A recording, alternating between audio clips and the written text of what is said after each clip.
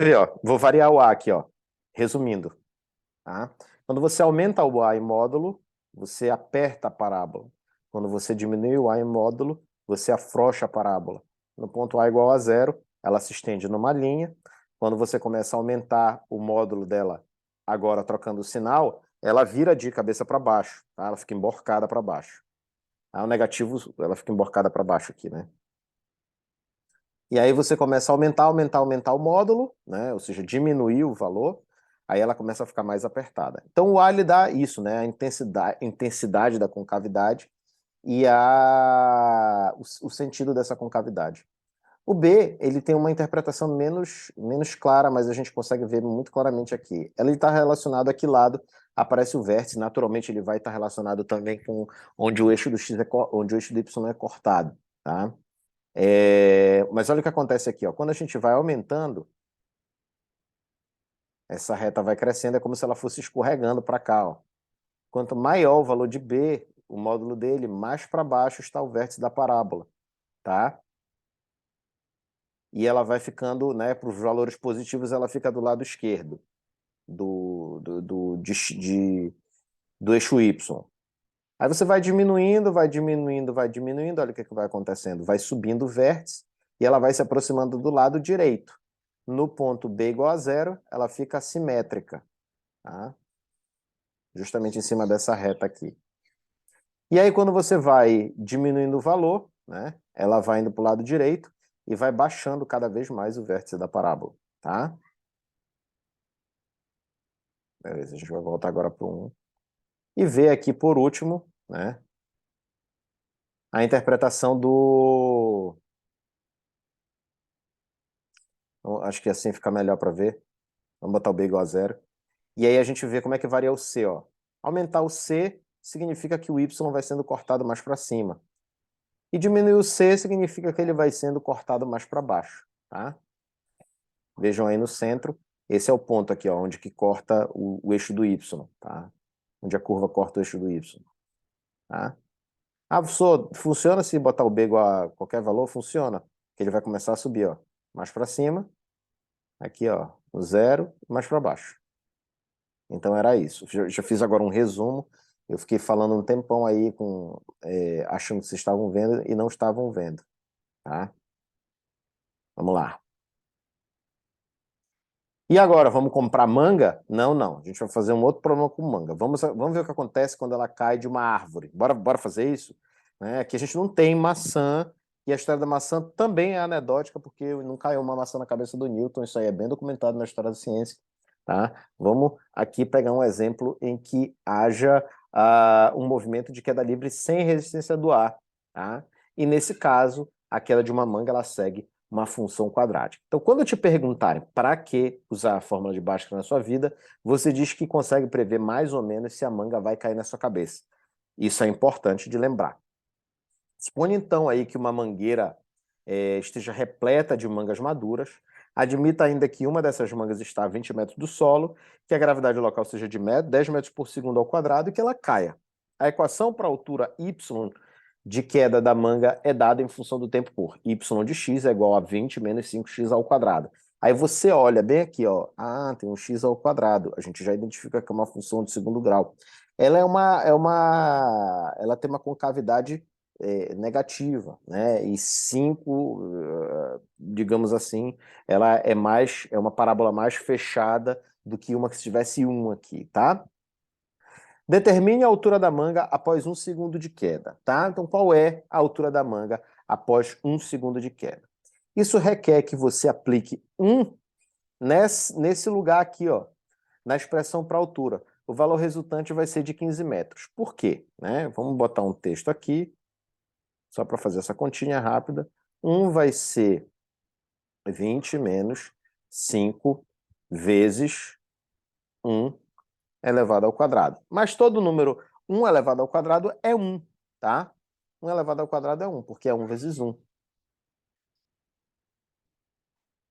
5 vezes 1 é 5, 20 menos 5 é 15. Então, ó, 15 metros. Depois, a altura da manga vai ser 15 metros. Ela tá a 20, ela caiu 5 metros de altura, tá? No primeiro segundo. Ela vai cair a mesma coisa no segundo? Não, porque essa função é quadrática. Se fosse uma função linear, sim. Mas aqui a velocidade dela está aumentando, então ela vai cair uma altura maior, né, nessa segunda parte aí. Tá? Finalmente, um segundinho, pronto. A gente tem uma síntese aqui que traz um breve mapa conceitual, não é para copiar esse mapa conceitual, tá? Para resumir o conteúdo da aula. A função de primeiro grau é uma relação y igual a x mais b, onde a é o coeficiente angular da reta, tem aqui, ó, é o coeficiente angular da reta. Aqui eu tinha feito ao contrário, me perdoem, tá? É o a aqui, deixa eu trocar logo, né? Aqui é a, só para eu deixar bem claro. Tô meio ignorante esse a, né? Deixa eu mudar aqui, diminuir.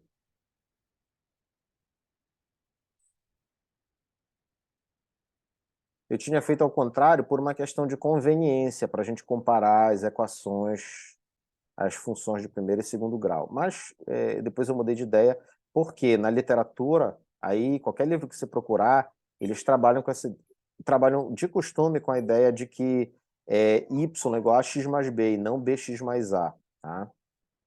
E aqui é b. A mesma coisa é aqui, tá?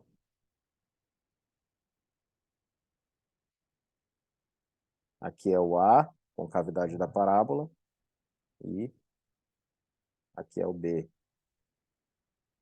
que é o c, desculpa. Aí nas equações fica trocado aqui também, tá?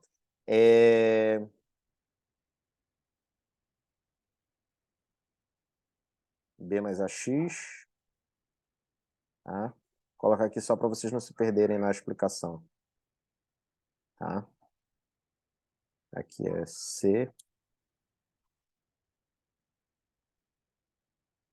E pela comutatividade da soma, naturalmente, você pode inverter aqui e dizer que é C mais BX mais AX quadrado, tá? Então, vamos inverter aqui. O coeficiente angular da reta dá a inclinação da reta, tá? Enquanto B é o coeficiente linear da função que dá a altura em que ocorre o corte do eixo Y pelo gráfico da função. O gráfico da função é uma reta, tá? A gente chama de função afim a função de primeiro grau que tem coeficiente angular e linear não nulos, ou seja, diferente de zero, e cadê a função linear, aquela função cujo coeficiente linear é nulo e o coeficiente angular não nulo, ou seja, só o A é diferente de zero, tá? No nosso caso, o exemplo apresentado foi a compra do abacate, quanto maior a quantidade, maior o preço, mas esse preço ele cresce de forma diretamente proporcional à quantidade, tá? Diferentemente do caso da manga, que traz uma função de segundo grau. A função de segundo grau é uma relação ax² mais bx mais c, tá? Ou c mais bx² mais a... Desculpa. C mais bx mais ax², que tem três coeficientes. O coeficiente independente c, tá? O coeficiente linear b e o coeficiente de concavidade a. Eu estou dando esses nomes aqui para que vocês tenham um nome para chamar, mas em geral esses coeficientes não têm nome, tá? O primeiro deles aqui, ó, o C, indica a altura do corte do eixo Y, o segundo indica como a inclinação no corte de X está e a posição do vértice B, tá? E o último indica a concavidade da parábola, tá? Se a concavidade é mais fechada, se a concavidade é mais aberta, se a concavidade está voltada para cima, se a concavidade está voltada para baixo. No exemplo da queda livre da manga, o coeficiente C indica a altura inicial da manga, o coeficiente B indica a velocidade inicial e o coeficiente A indica a concavidade, no caso, a aceleração da manga. Tá bom, gente? Essa foi a nossa aula sobre função de primeiro e segundo grau. Os exercícios vão estar bem parecidos com isso, e os exercícios agora do questionário, eles tenderão a ser mais conceituais, justamente para que a gente tenha essa possibilidade de tanto fazer conta como de exercitar o entendimento, a compreensão do significado dessas coisas. Tá bom? Um forte abraço para todos e até mais.